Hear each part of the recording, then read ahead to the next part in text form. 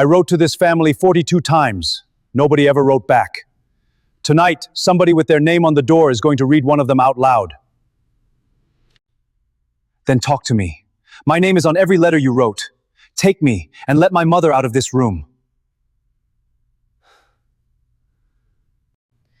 Sir, 42 letters, Sunjin Precision, 3 years.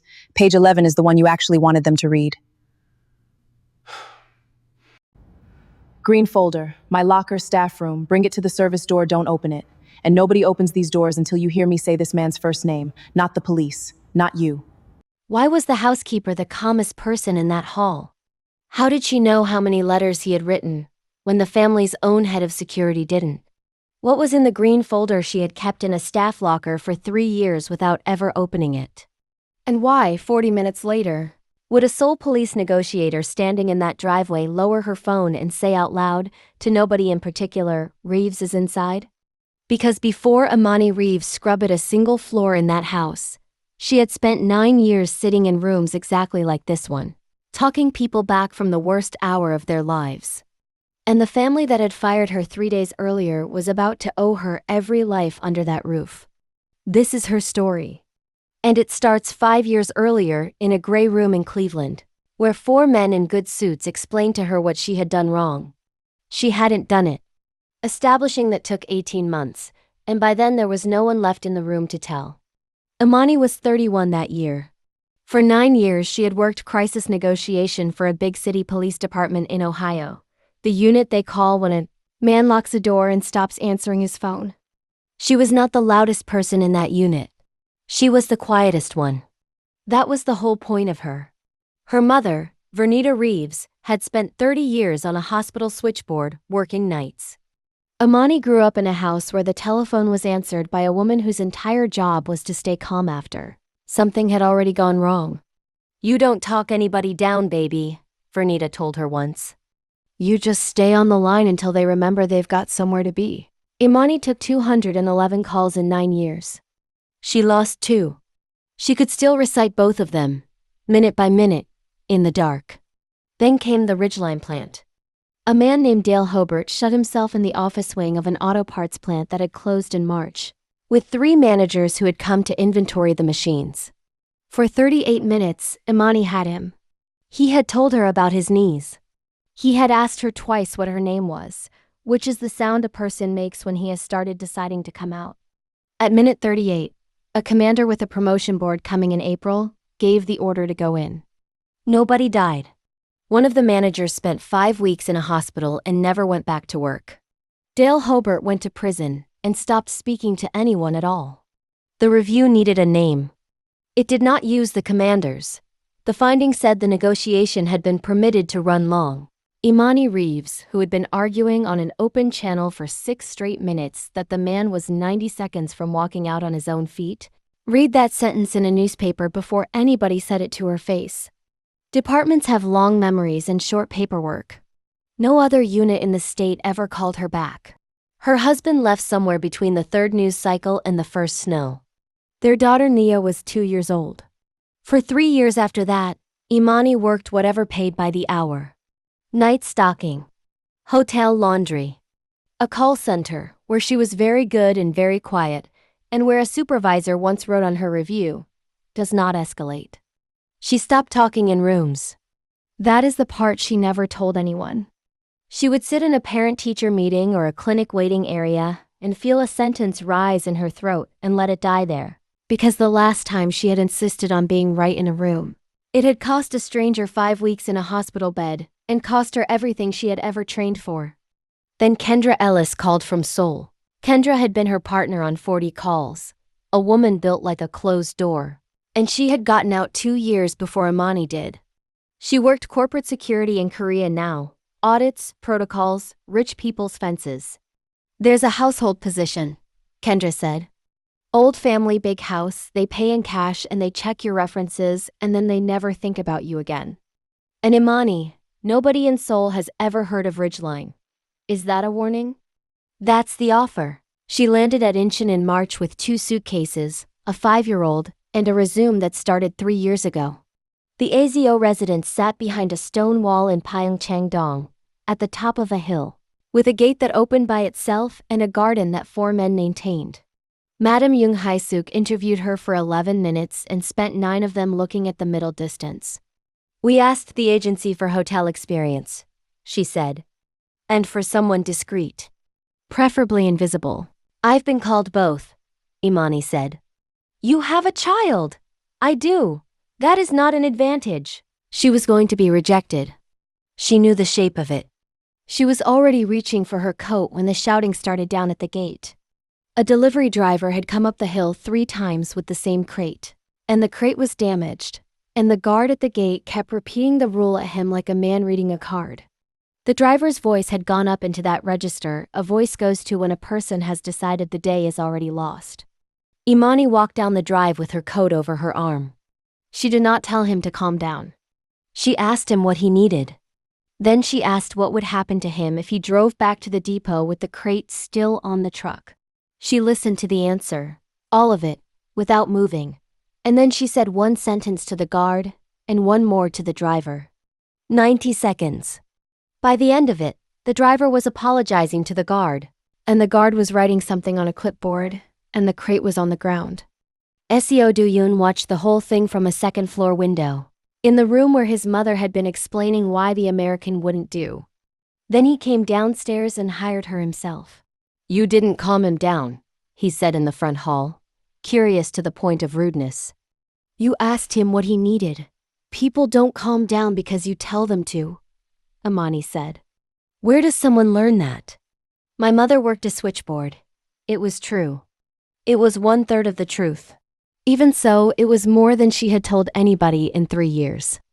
Seo Do-yun was 39, and he ran Hanseo Group, steel fittings, industrial fasteners, 4,000 employees, founded by his grandfather with 11 of them. He had not wanted it. He had gotten it anyway. At 34, the week his father's heart stopped in a car outside a factory in Ulsan. The house had rules, and Mrs. Obaki, the head housekeeper, recited them on the first morning like a woman reading weather. Staff do not speak first. Staff do not sit. Staff use the service corridor. Madam Jung takes her tea at 10 and does not like to see the person who brings it. And there was one more thing about that house that no rule covered. The man who owned it did not sleep. Imani started at 5. By the second week, so did he. He would be there when she came into the kitchen, in yesterday's shirt with the collar open, staring at nothing. And by the end of the first month there were 2 cups on the counter instead of 1. Barley tea, hot, no ceremony. "In this kitchen," he said, the first time she tried to stand, "nobody is anybody's boss. Sit down." She sat down. That was the whole thing. 5 in the morning. 2 cups. A man who talked about margins and a woman who asked 1 question and then let the silence work.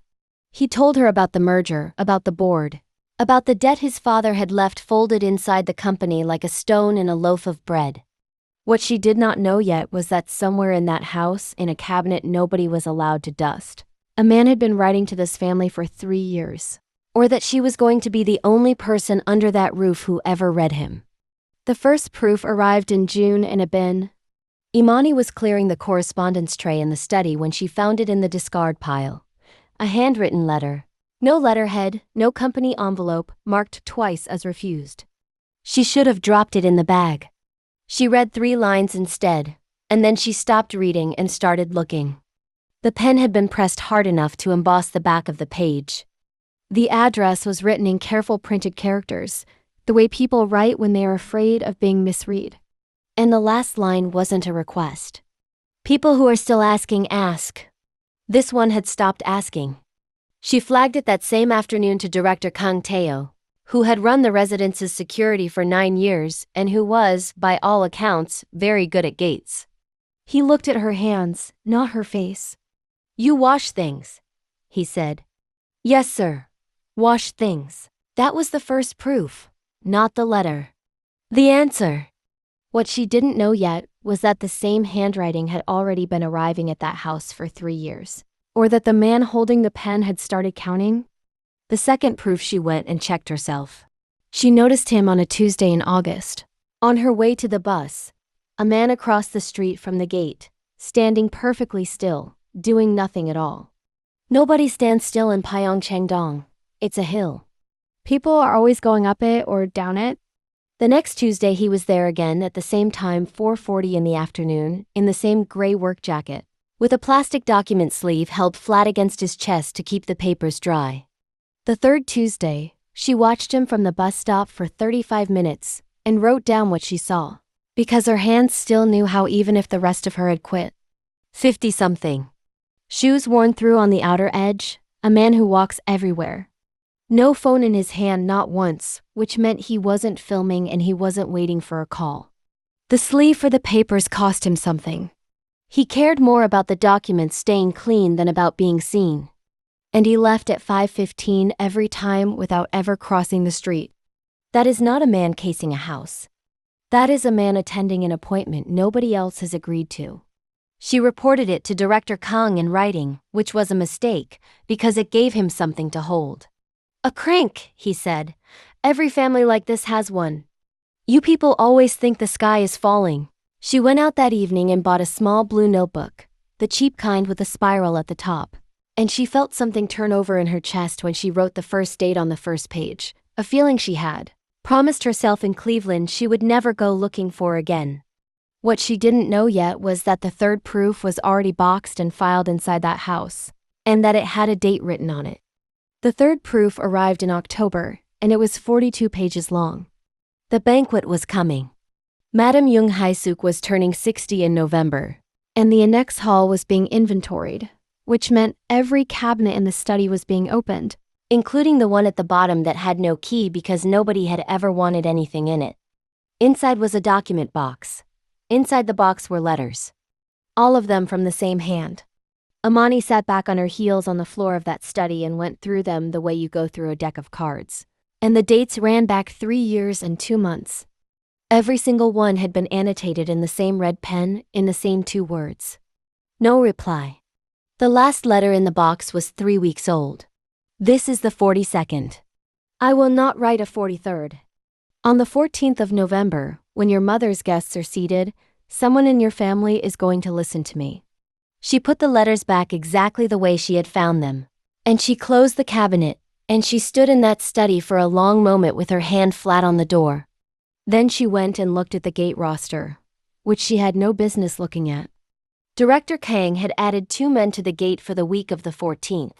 He had done it in September. He had known. He had known for a month, and he had solved it the way that house solved everything, by putting more men at the front of it and telling nobody. Not the family, not even the man who ran the company. The first proof was a letter in a bin. The second was a man on a sidewalk. The third was a box with a date in it. 3 times this house had been told exactly what was coming, and 3 times it had filed the warning under things that happened to other people. That night Imani sat on the edge of her daughter's bed in their 2-room flat in Yeonhui-dong until Nia's breathing went slow and then she went into the kitchen and opened the blue notebook and counted the days. 41. She wrote the date on the first clean page. The 14th of November. And under it, 1 line, in handwriting, that had not written a line like it in 5 years. Not twice. That was the deal she made with herself at that kitchen table. And it had 2 halves, and the second half was the one that cost her. She was not going to be the woman who was in the room, saw it coming, and said nothing. Not twice. And she was not going to be able to explain how she knew. Because the moment she said, I know what this man is going to do, somebody in that house would ask the obvious question, how would a housekeeper know a thing like that?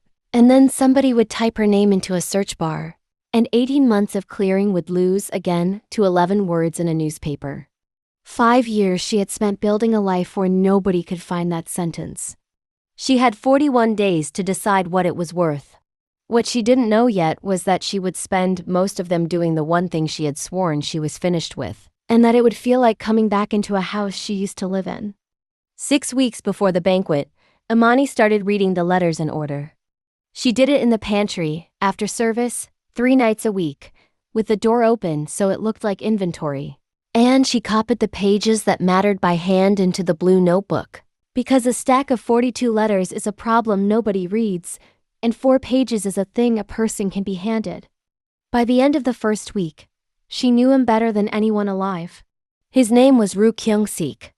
He was 54. He had run a 9-person metal shop in Ansan called Sungjin Precision, which had been his father's shop before it was his 41 years on the same street. For 11 of those years, Sungjin had cut precision fittings for Hanseo Group. Then Hanseo merged its supply arm, and an integration committee consolidated the vendor list. And a letter of intent that everybody had treated like a contract for a decade turned out, in the reading, not to be one. 3 months of finished parts sat in his shop, Already cut, already paid for in steel and wages. Nobody was obliged to take them. Legally, nobody was wrong. The letters were not threats. That was the thing that kept her up. The first year, they were formal and hopeful and full of invoice numbers. The second year, they got shorter. His wife left in the second year. She appears in one line in the spring and never again. The third year, they stopped being about money. Letter 19, page 11, was the one Imani read 4 times and then copied out word for word. I am no longer writing because I believe you will pay me. I am writing because I want one person with your name to know that a shop that existed for 41 years does not exist anymore. I want them to have to think about it for 1 minute. I do not think that is very much to ask for 11 years of work. She sat in that pantry with a cheap notebook on her knee and understood, all the way down, that nothing in that box was going to be solved by a bigger gate. Meanwhile, the house went on being the house. Madam Jung had a way of talking about her in the third person while she was in the room, holding out a coat without turning around, saying have someone see to it to a doorway Imani was standing in. In September, the family began entertaining Choi Seri 34, the daughter of a construction family, a woman with the professional patience of somebody who has been introduced to a great many sons. They took their tea in the morning room. Madam Jung arranged it personally. The good celadon, the low table by the window, and 2 cups. And Imani carried the tray in and set the 2 cups down in front of Seo Do-yun and the woman his mother had chosen, and went back out through the service door and stood in the corridor for a second longer than the job required. It was, she decided later, the exact minute she stopped pretending to herself about what those 5 o'clock mornings were. Do-yun came looking for her that night. She heard him come into the kitchen at 5 and she heard him stop because there was only 1 cup on the counter. Imani, I'm working, sir. Don't do that. He said it quietly. Not you. Anybody in this house but you. She turned around and he was standing there with his tie in his hand, looking like a man who had lost an argument, in a room she hadn't been allowed into. I didn't ask for the tea, he said. I don't want the tea. It's not my business what you want. It's the only thing in this house that's my business, he said. And I'm losing the argument about it, and I wanted you to hear it from me before you heard it from her. Neither of them moved for a moment. Then Imani reached up and took down the second cup and set it on the counter. And that was all the answer either of them got that night. What she didn't know yet was how few mornings were left before somebody in that house made her choose between the cup and the truth. On the Sundays she was off, she took Nia to the river. Nia was 6 now, with 2 years of Korean coming out of her faster than her mother's, and a school folder full of drawings in which the family of 2 was always standing outdoors. One night in October, when Imani was tucking her in, Nia asked her the question, Mom, you know how you talk to me when I'm scared? Mm-hmm. Does anybody talk to you like that? Imani sat there in the dark with her hand on her daughter's back for a while. Go to sleep, baby, she said. Then she went out to the kitchen and sat with the blue notebook closed in front of her and did not open it for a long time. 4 weeks before the banquet, the past walked into the front hall of the house wearing a visitor badge. Hanseo's insurers had ordered a residential security audit, and the firm sent 2 consultants, and the second one through the door was Kendra Ellis. Imani was carrying a stack of pressed linen across the hall. She did not drop it. She had a whole career in not dropping things. Kendra's eyes went wide for exactly 1 second and then went flat and professional. And she said, Excuse me, in the tone you use with staff, and walked past her into the study. They found each other an hour later at the bottom of the garden. A house, Kendra said. You're in a house. It's a good job. You're 40 feet from a man who has a gate log and no idea what he's looking at, and you're carrying towels. Kendra put both hands on top of her head, an old gesture, the one she used to make in the van. God, I hate this. Kendra. 18 months after they hung you, the board issued a finding. 2 paragraphs. It says the negotiator's recommendation was sound. Kendra's voice didn't change. They mailed it to your last address. Nobody wrote a story about it. Nobody ever does. I know, Imani said. It came in an envelope. You read it? No. Kendra stared at her. If I open it, Imani said, then it's over. And if it's over, I have to explain to myself what exactly I've been doing for 5 years. There was a long silence in the garden. I have 3 seats to fill, Kendra said finally. Any of them tomorrow. You'd be the most qualified person in the building on your worst day. I have a daughter in a school she likes and a job nobody can take away from me on a phone call. That's not safety, Imani. That's a very small room you built and told yourself was the world. Imani looked back up the hill at the house, at the study window, at the cabinet she couldn't stop thinking about. Ask me in November, she said. Kendra's audit report went in 10 days later, and it contained 1 line about repeated unreported presence at the perimeter, and Director Kang was made to explain that line to the CEO's chief of staff. He explained it as a housekeeper's stories. Then he went to Madam Jung and said something that could not be unsaid. That her son was taking security direction from the woman who pressed his shirts. What Imani didn't know yet was that the clock on her employment had just been set, and that it would run out 3 days before the 14th. 10 days before the banquet. At 5 in the morning, Imani set the blue notebook down on the kitchen counter between the 2 cups. I need you to listen to me as staff, she said. Not as whatever this is. Do-yun put down his cup. She gave it to him the way you brief a room. 42 letters. 3 years, the annotations in red. The man at the gate on 3 Tuesdays in August. The date in the last letter. And the 2 extra men Director Kang had quietly added to the gate roster in September without telling a living soul. He read the notebook for 20 minutes without speaking. She watched a man learn, in real time, that his own house had been managing him.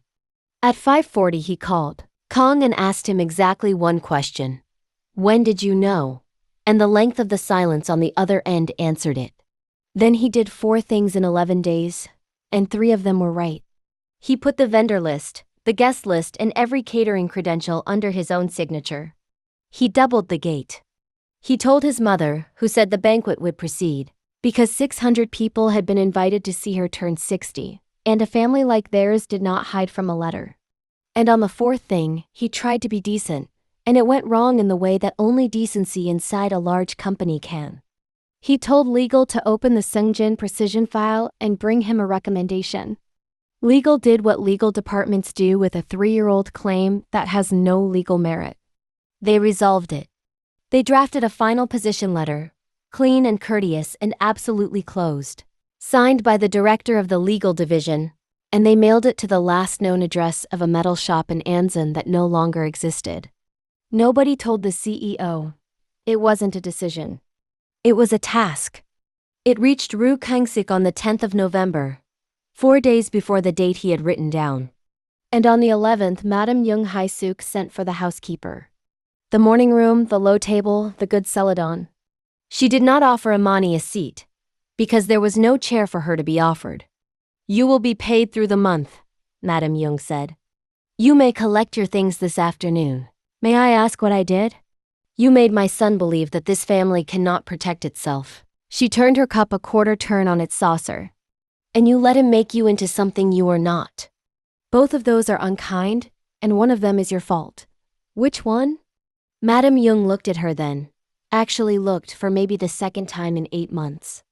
You are not stupid, she said. That is what I find so difficult about you. Do-yun came home at 7 that night, and it very nearly ended the family. Imani caught him at the kitchen door, and she put her hand flat on his chest, which she had never done before, and she stopped him with it. Don't! She had no right. She has every right. It's her house.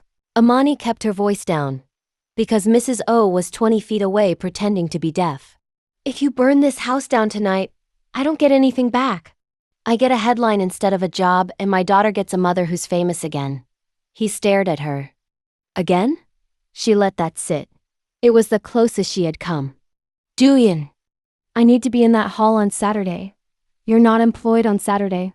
Then I'll take the hours off Mrs. O's list. Cash as a pair of hands. She can do that. Nobody has to sign anything. She held his eyes. I've spent 5 years being the person who was in the room and wasn't allowed to talk. I'm not doing it twice. Then tell me why. I can't. He was quiet for a long moment. Then he said the other thing, the one he had been carrying around all autumn. Come back on the 15th. Not as staff. Come back as the woman I have breakfast with at 5 in the morning, and let my mother say whatever she wants about it. Ask me again on the 15th, Imani said. It was the only promise she could afford.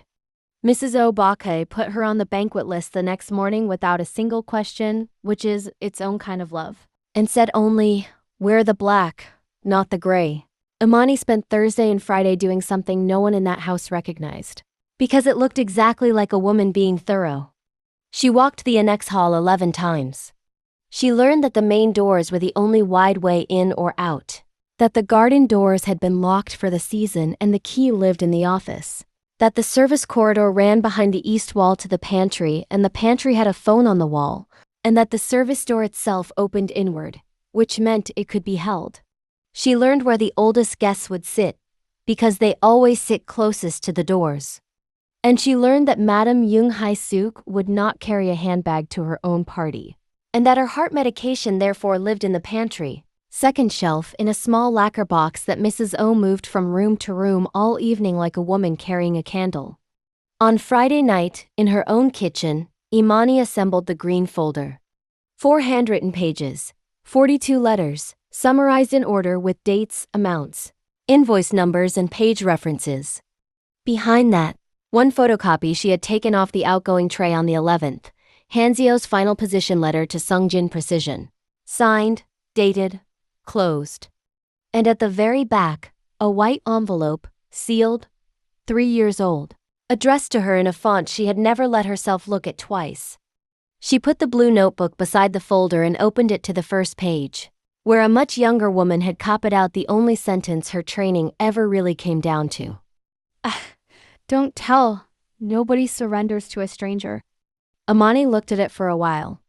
Then she picked up the pen and wrote one more line underneath it, 5 years after the last one. So be the person who says his name. Nia slept at Mrs. O's apartment that Saturday, in a nest of blankets on a heated floor, with the old woman's granddaughter and a bowl of tangerines and cartoons on until 9. That detail mattered more to Imani than anything else in the world, and it is the reason she could do what she did. What she did not know yet was that the letter Hanseo's lawyers had mailed 4 days earlier had already been read, and that the man reading it had underlined nothing, because there was nothing left in it to underline. The 14th of November came in cold and clear. By 7, the annex hall was full. 60 guests at the tables and 600 more expected across the evening. Gold and white flowers. Madame Young in dark green silk at the head table with her daughter Hyun on one side and her son on the other. At 7:31, Seo Do-yun stood up to make the toast to his mother. At 7:39, a man in a catering crew jacket came out of the service corridor, carrying a plastic document sleeve and a battered red workshop canister, and set a steel bar through the handles of the double doors. He had worked 2 weeks for the catering company to get the badge. The gate Imani had helped harden had done exactly what it was built to do, and he had simply walked in through the part of the world that nobody guards, which is the part that carries the food. Director Kang came out of his chair fast. Ru Kung-sik lifted the canister and Kang stopped, and 60 people went down along the wall and the hall got very quiet. "Nobody has to be hurt," the man said, in that terrible polite voice. "I wrote to this family 42 times. Nobody ever wrote back. Tonight, somebody with their name on the door is going to read one of them out loud." Seo Do-yun stood up. "Then talk to me. My name is on every letter you wrote. Take me and let my mother out of this room." The man didn't even look at him. That was the moment Imani understood exactly how bad it was, because a man who wants a hostage looks at the hostage, and a man who wants to be heard looks at the door.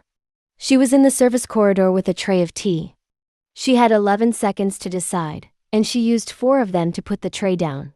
Director Kong, sit down. She came through the doorway and kept walking, out into the open floor, into the 10 feet of empty space between a man with a canister and a room full of people, which is the only address she had ever been any good at. Sir, 42 letters, Sungjin Precision. 3 years. She stopped. Page 11 is the one you actually wanted them to read. I've read it 4 times. His hand went still. Who are you? I'm the housekeeper, Imani said. They fired me on Wednesday. Something happened in the man's face then. One short, terrible laugh that he didn't have anywhere to put.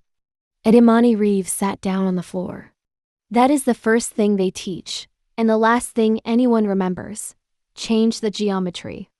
A standing woman is a threat or an obstacle. A woman sitting on the floor of a banquet hall in a black uniform is a problem the nervous system does not know what to do with. Mrs. O, staff room. There's a locker with my name on it, and a green folder inside it. Bring it to the service door and do not open it. She didn't raise her voice. Director. Nobody opens those doors until you hear me call this man by his first name. Not the police. Not you. If you come through that door before I say it, you will lose this room. Then she looked up at Ru Kung-sik and asked him for something small. There are people on that floor who are 75 years old, and one of them is going to fall. Let them sit in the chairs. You didn't walk in here to hurt somebody's grandmother. He thought about it for 4 seconds. The old ones can sit, he said. The first yes. She let it land and she did not thank him. Because you do not thank a man for a thing he should not have had the power to give. At 7:51 the phone on the wall began to ring, and did not stop. That's the police, Imani said. They'll keep calling. It's going to make this room feel worse every minute. Let me answer it and tell them to stop. You'll tell them where I'm standing. I'll tell them nobody is hurt, which is true, and that I have a conversation going, which is also true. If I lie to them, I'm no use to you. She held his eyes. I don't lie in rooms like this. It's the only rule I've got. He nodded once. Outside in the driveway, Inspector Jang Mi-rae of the Seoul negotiation team had a phone against her ear and 40 seconds of a woman's voice she could not place. No injuries. 61 in the hall, 4 elderly, 1 cardiac risk. Subject is emotionally committed but not violence committed. He brought documents, not a plan. He has given 1 concession. I have rapport and I am not going to break it. Stop calling this room and give me a direct line. It was not what the woman said. It was the order she said it in. Inspector Jang lowered her phone and turned to her commander and said, out loud, whoever that is, she's one of us. Hold everything. 20 minutes in, a phone went off at table 9. Ru Kung-sik came off the wall fast, and Director Kang came up out of his crouch on pure reflex. And for a second and a half, the entire evening balanced on nothing at all. Director. Imani did not turn around. Sit down. You are not the most important person in this room. He sat down. At 26 minutes, Madame Yoon Hai-suk, 60 years old that day, went gray at the head table and put her hand flat on the tablecloth. Imani saw it before her son did.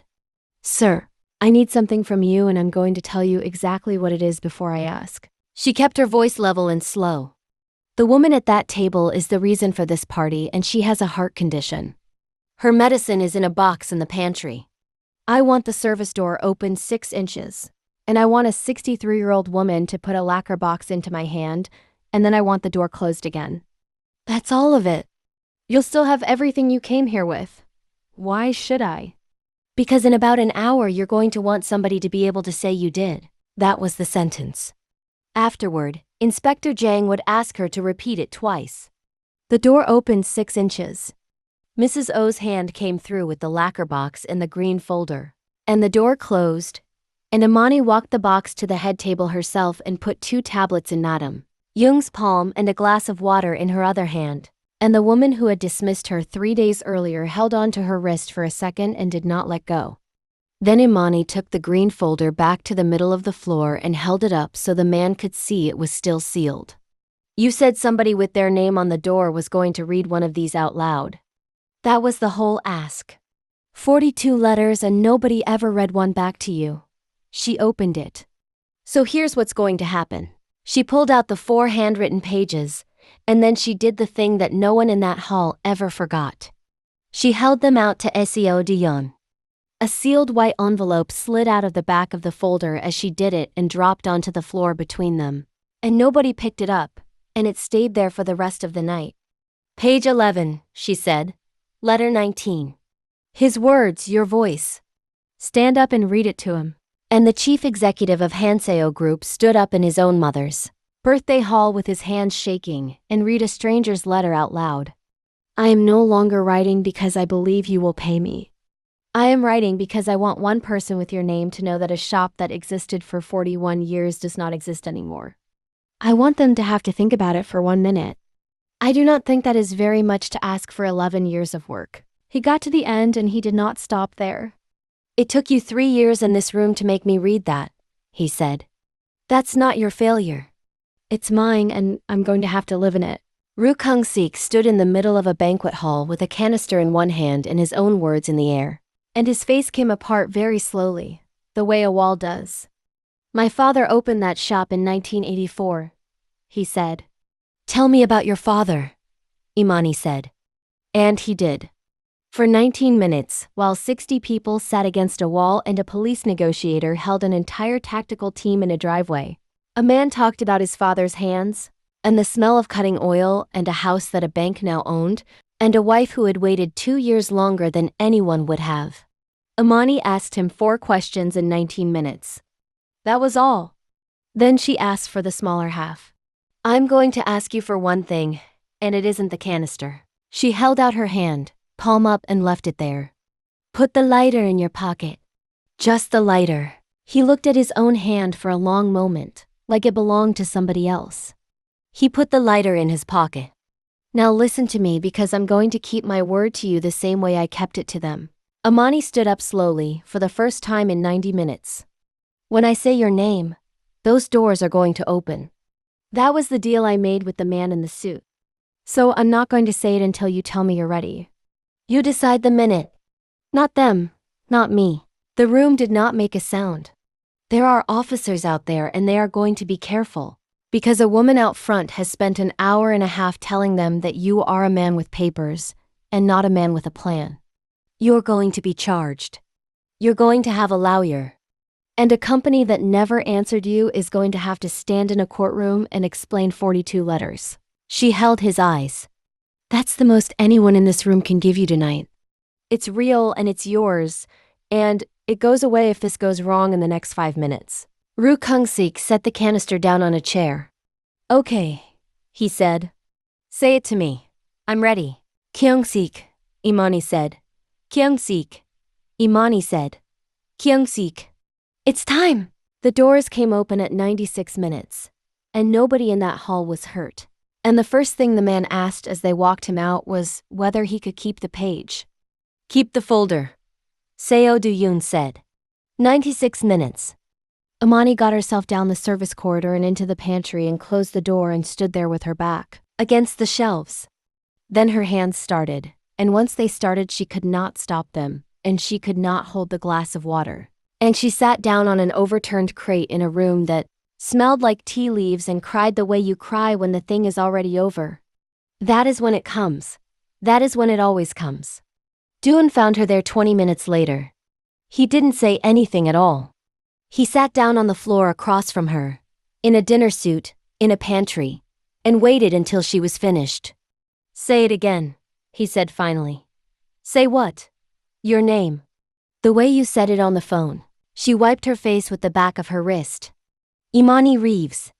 Crisis negotiation, 9 years. Her voice cracked in the middle of it and she made herself finish anyway. 211 calls. 209 of them came out. And then she told him the rest. On the floor of a pantry at 1 in the morning. The Ridgeline plant, the 38 minutes. The commander with a promotion board in April, the sentence in the newspaper. Permitted to run long. The 3 years of hourly work. The reason there was a hole in her resume that no background check would ever fill in. And the reason she had not been able to say a word of it to him in a kitchen at 5 in the morning. They took my voice, she said. And I let them keep it. Do-yun listened to all of it without once interrupting, which is rarer than courage. You told me 10 days ago, he said.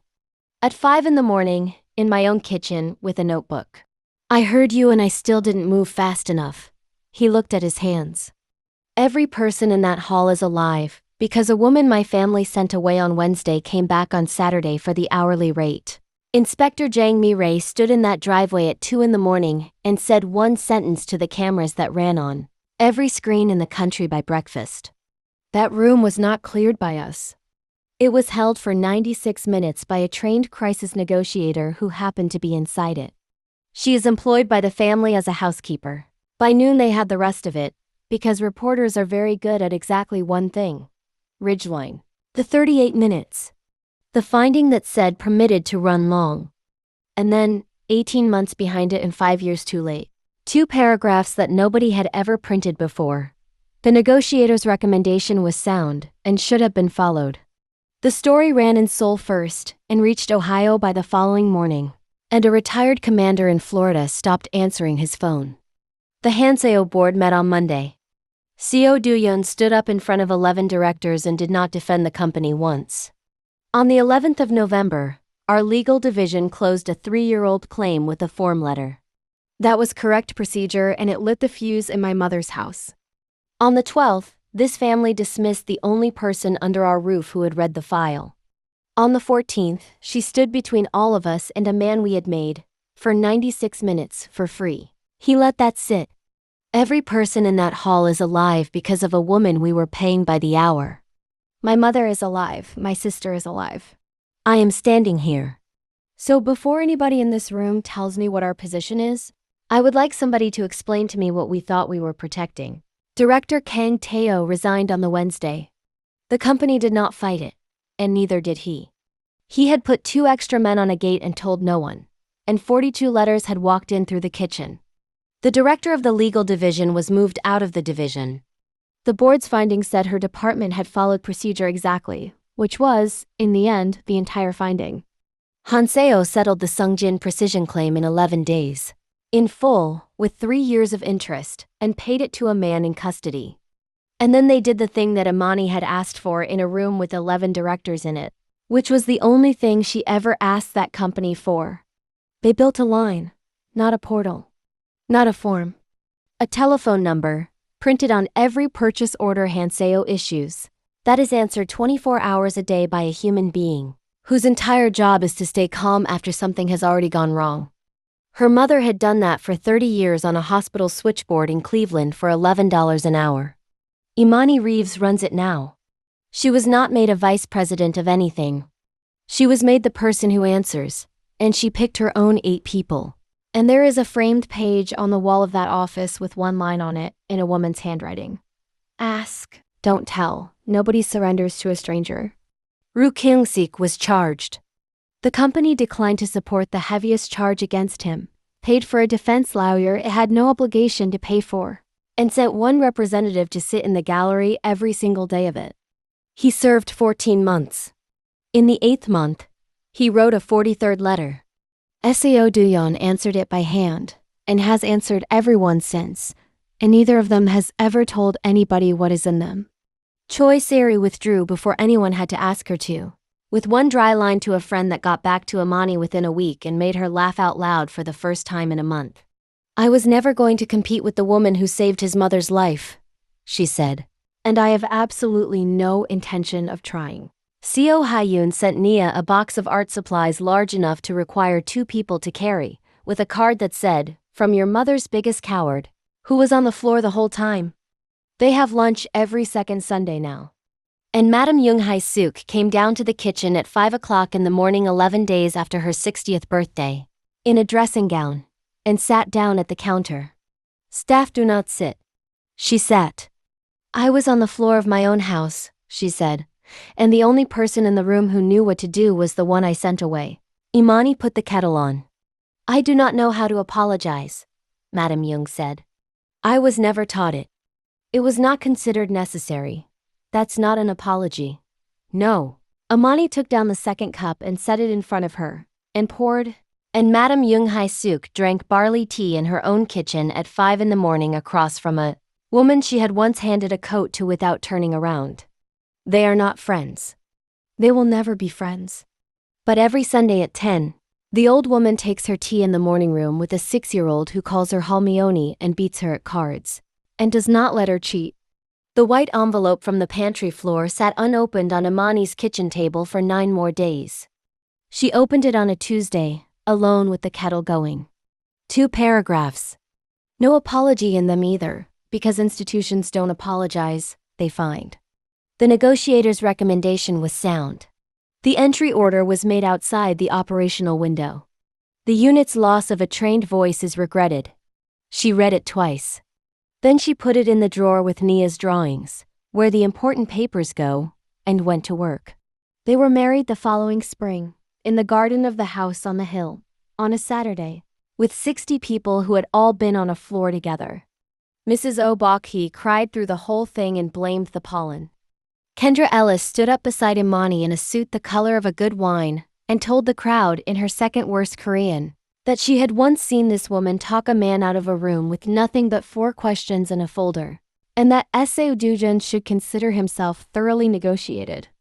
Nia carried the rings and lost one of them for 4 minutes, which everyone agreed was the best part of the day. And the morning after, at 5 o'clock, there were 2 cups on the counter in a kitchen where nobody was anybody's boss. People write to Imani now. Hundreds of them. From women in 11 countries, and most of the letters ask the same thing in different handwriting. How do you keep your voice when a room decides you don't have one? She writes back to as many as she can, and she tells them all the same 2 things. The first is that a room will always go quiet for the person who says a name. And the second is the one she had to lose 9 years, a marriage and 5 winters to learn. They can take the room away from you. And they can take the job and they can print a sentence about you that outlives the truth. What they cannot do is take the training out of your hands. It waits. It is still there in the dark of a service corridor 5 years later. And one night a door opens, and it turns out you were never the woman who lost the room. You were just the one who hadn't been asked back into it yet. If Imani's story reminded you of your own quiet competence, of a room that decided what you were worth before you opened your mouth, then this is where that story gets to matter. Subscribe if this channel has earned a place in your feed. And stay close, because there are more women like Imani whose stories deserve to be told. And tell me this, honestly. If you were Imani, holding a cheap blue notebook with 42 letters written in it, and a head of security telling you to stay in your lane, would you have gone over his head like she did, knowing it could cost you the job that was feeding your daughter? Or would you have kept your head down and your paycheck and said nothing? Drop your answer in the comments. I genuinely want to know where you land and why. Thank you for staying until the end. I'll see you in the next story.